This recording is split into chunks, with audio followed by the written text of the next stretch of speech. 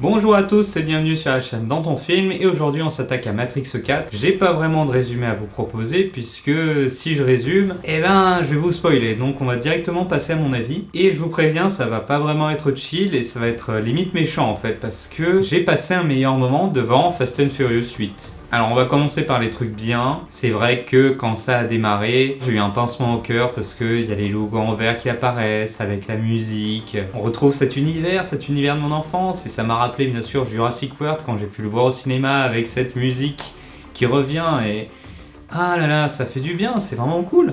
Puis autre chose aussi qui m'inquiétait, c'était les effets spéciaux 2020.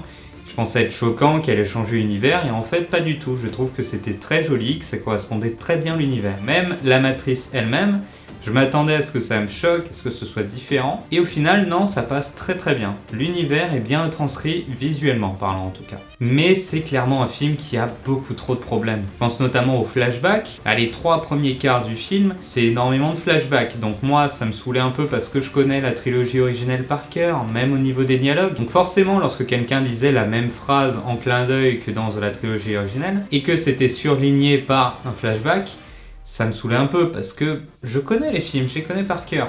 Mais bon, ça je prends sur moi, c'est moi. Et puis ça correspond très bien au personnage, ça correspond très bien au contexte et c'est cohérent. Donc, moi ça me va. Mais le problème, c'est que ces flashbacks et ces séquences de clin d'œil, en fait, elles durent tout le long du film, ça ne s'arrête pas. Il y a même un moment, bordel, t'as Neo qui dit « Je connais toujours le kung-fu ». Moi là, j'ai hurlé, j'ai fait « Ah mais ta gueule, franchement, merde ». Passons à autre chose, on est dans Matrix 4, pas besoin de le dire. Soyez subtil un peu, il n'y avait pas besoin de le dire. Donc toutes ces séquences de flashbacks, c'est également des clins d'œil au niveau des phrases, mais également des séquences recyclées. Et ça, pendant tout le film.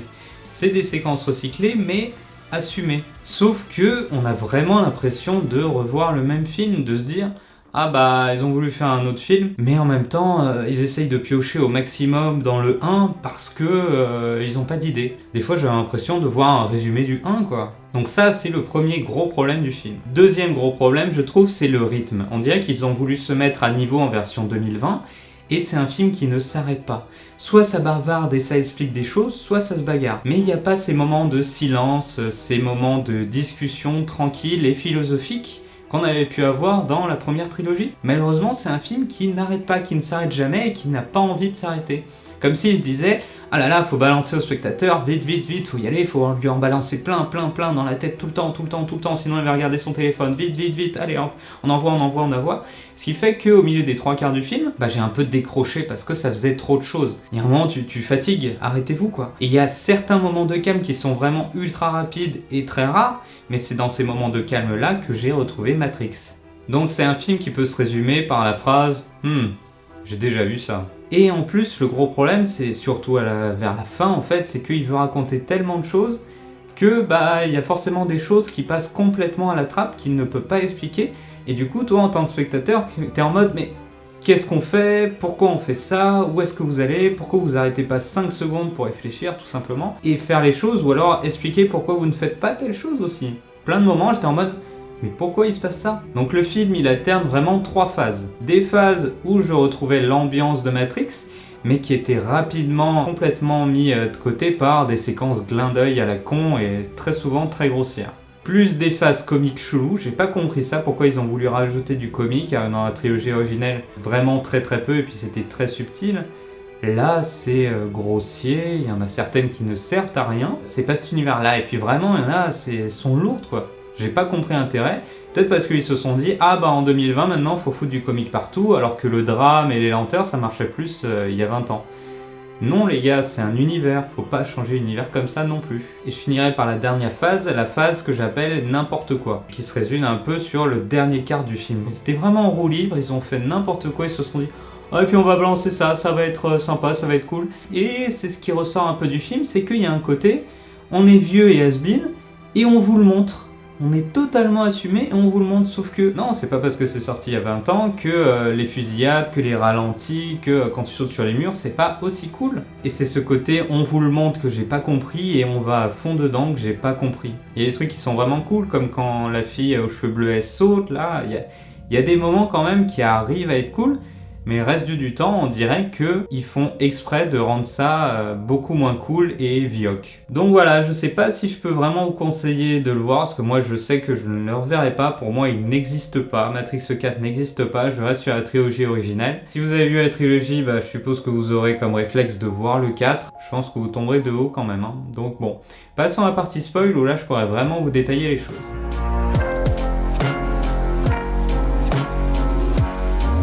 Et nous voilà dans la partie spoil. Alors je vais commencer par les 3 premiers quarts d'heure du film qui se passe dans la matrice, qui était plutôt pas mal. Je trouve que c'est la meilleure partie du film en fait, tout simplement. Comme je vous le disais, il y a beaucoup de flashbacks et ça correspond au personnage de Neo, vu qu'il sait pas vraiment qui il est, il a des espèces de flashbacks de son ancienne vie, donc ça correspond et je suis d'accord, c'est très bien. Toutes les petites piques qui sont envoyées contre la Warner, c'est sympa, ça fait sourire, mais d'un autre côté, je me sentais un peu limite insulté en tant que spectateur, parce qu'il y a plein de fois, ils disaient « Oh bah de toute façon, on va refaire la même histoire, les gens les achèteront quand même ».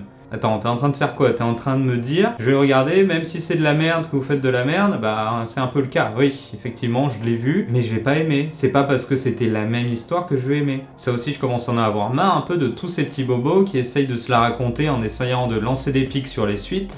Alors que clairement, vous venez de faire une suite les gars. Et puis de faire des pics sur le fait qu'on adore toujours les mêmes histoires recyclées. Non, c'est justement pour ça qu'il y a eu des mauvaises critiques sur votre film, c'est parce que vous avez beaucoup trop recyclé ce qui s'était fait avant. Donc pourquoi vous crachez sur ce que vous faites? Et c'est aussi le sentiment qu'on a durant tout le film, c'est que on a l'impression qu'ils crachent sur leur propre travail quoi. Donc c'est une première partie qui propose quand même autre chose qui est plutôt intéressante, mais toutes ces petites piques, j'avais un peu de mal. Donc j'avais vraiment hâte qu'on sorte de la matrice pour qu'on arrête avec les flashbacks et qu'on arrête avec les clins d'œil et qu'on retourne à Sion, qu'on sache ce qui s'est passé. Vraiment, j'avais hâte de ça. Et en plus, le film s'appelle Matrix Résurrection et au final, c'est pas vraiment super ouf, quoi, comme sortie de la matrice, comme résurrection. Et puis surtout, c'est à nouveau recyclé. Neo qui se réveille, qui comate, qui va dans la matrice, qui est présenté à tout l'équipage sur un nouveau vaisseau et on arrive à Sion. Et aussi on continue sur le recyclage et au final ça ne s'arrête jamais. J'avais vraiment l'espoir qu'en sortant de la matrice, l'espèce de flashback et de recyclage ça s'arrête. Mais non, ils ont voulu continuer et ça j'ai vraiment pas compris pourquoi. Sûrement parce qu'ils avaient pas vraiment d'idée quoi, tout simplement. On a l'impression qu'ils veulent très très vite passer à autre chose. C'est le retour de l'élu. Dans la ville, c'est le retour de l'élu. Et il y a qui? Il y a 3 pecnos? Je m'attendais à avoir des foules qui le touchent de partout. C'est l'élu qui revient.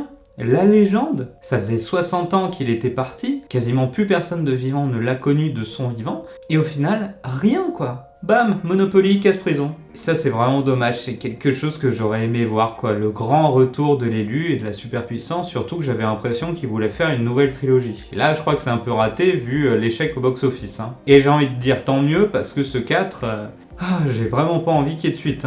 Et du coup, ces moments où je retrouvais Matrix, c'est par exemple, on revoit Niobe et puis elle explique ce qui s'est passé après la bataille, et ça c'est vraiment super sympa, et les flashbacks, ils sont cohérents, et j'aurais aimé que ce Matrix 4 se passe à ce moment-là, lorsque les machines se mettent à se battre entre elles. Et puis surtout, c'est esquivé méga vite, en mode, les machines, elles se sont battues entre elles, et voilà, est-ce que c'est fini? Est-ce que la guerre est finie? Est-ce que ça continue?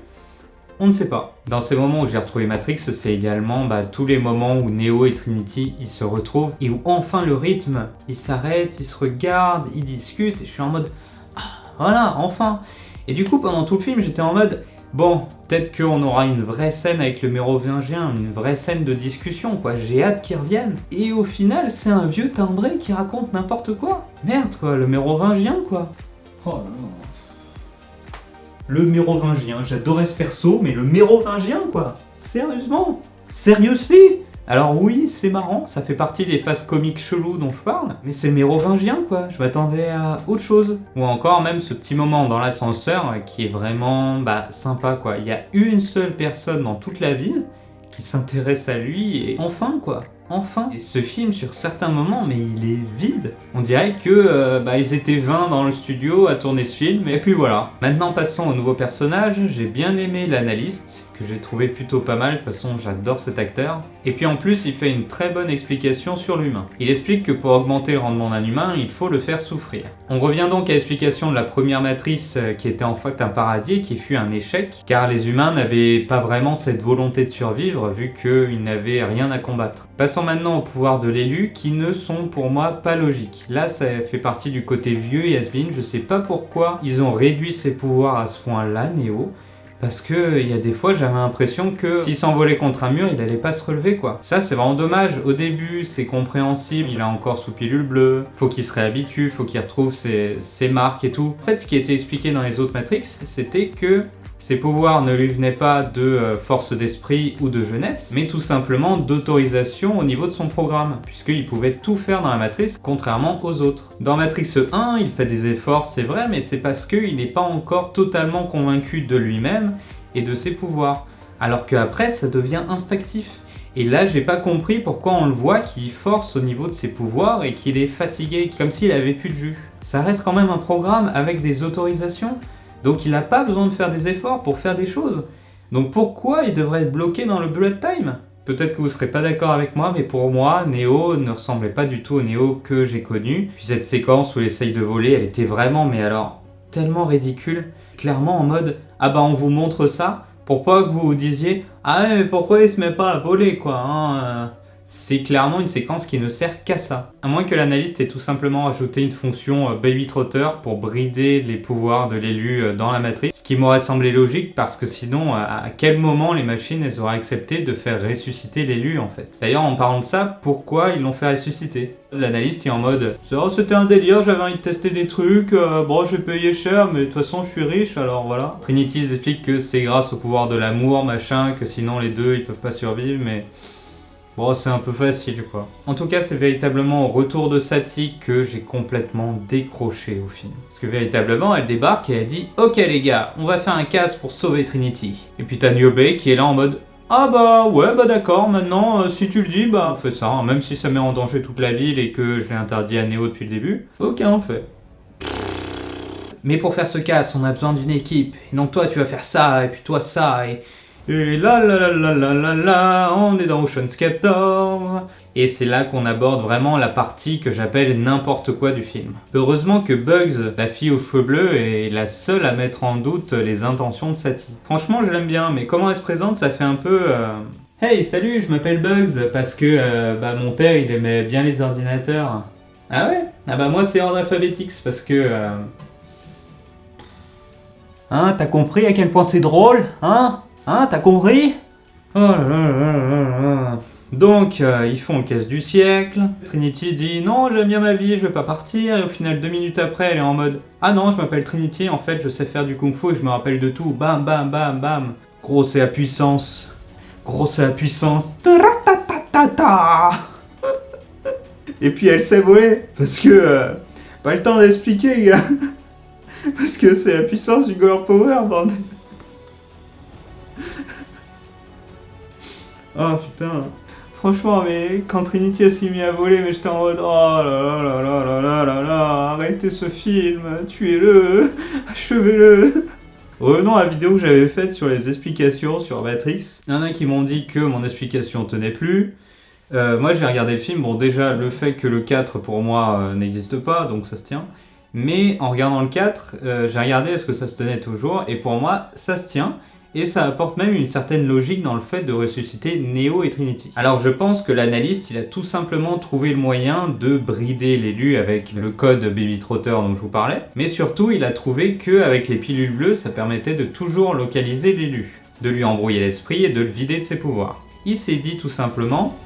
On va changer ça, on va peut-être allonger le cycle. Comme ça, on sera plus dépendant de l'élu pour redémarrer la matrice si on en a envie, vu qu'on l'a sous le coude quoi qu'il arrive. Parce que jusque-là, fallait qu'il fasse le cycle entier de choix, de faits, de conséquences, etc. L'élu jusqu'à ce qu'il meure enfin pour qu'il reboot la matrice. Comme le dit l'analyste, il ne s'occupe pas des faits, et donc des choix de l'élu qui l'amènent jusqu'à la fin de son cycle, mais il se préoccupe des émotions. Et quelle meilleure opportunité que de faire croire à quelqu'un qu'il prendra une décision plus tard, alors qu'en fait, la décision, il l'a déjà prise. Cette décision, c'est de ne pas prendre de décision. Et ça, on retrouve ça partout, avec les gens qui disent « je déteste mon taf, je vais quitter le travail, je vais changer de vie », mais qui ne le font jamais, parce qu'ils repoussent toujours ça à plus tard. Donc le fait d'enfermer l'élu avec ses pilules bleues qui le brident, plus le fait qu'il croit qu'il va prendre une décision année après année et de les maintenir éloignés mais en même temps proches, c'est une très bonne idée. Ça permet de garder un statu quo, du coup de garder l'élu sous le coude qui ne fait rien à part de se dire ah bah peut-être qu'un jour je ferai quelque chose. Bah je sais ce que vous allez me dire que c'est un peu tiré par les cheveux, mais franchement ça c'est pas tiré par les cheveux peut-être, hein? Puis on est où là? Dans Narnia? Non sérieux, ça c'est quoi? C'est Avatar? Sans minimiser ce que je veux dire, ce film c'était vraiment de la merde.